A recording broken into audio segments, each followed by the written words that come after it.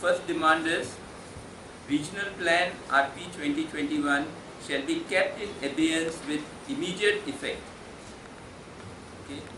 So what we are asking is what has been put out in that order on the 28th of March.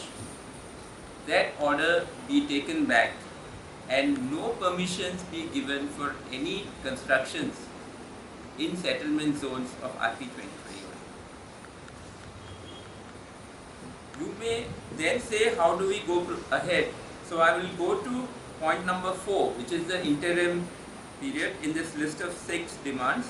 The fourth point, if we come to, in the interim period, Goa shall be protected with the restrictions of green zones of both RP 2001 and RP 2021 in force, while permitting construction of family dwellings, village schools and hospitals only. So our demand is very clear that we expect until a new plan is prepared by the people following the other steps that we have mentioned in our demand number 3, until that moment only single dwellings, family dwellings, village schools, village hospitals will be allowed in the state of Goa. And in addition, the green zones of both 2001 and 2021 shall be in force.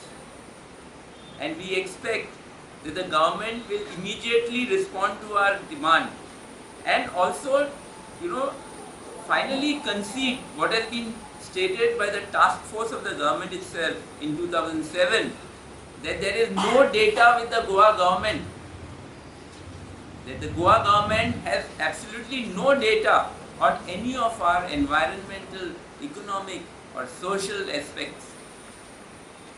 Without data, they have no right to even consider to start planning. All the MLAs, the ministers among them, to please come attend this meet on 27th of April. If you are the representatives of the people, please be with the people. If the people are anxious, if there are concerns and they are coming onto the streets, that means there is a real problem, there is a real danger. The people are worried.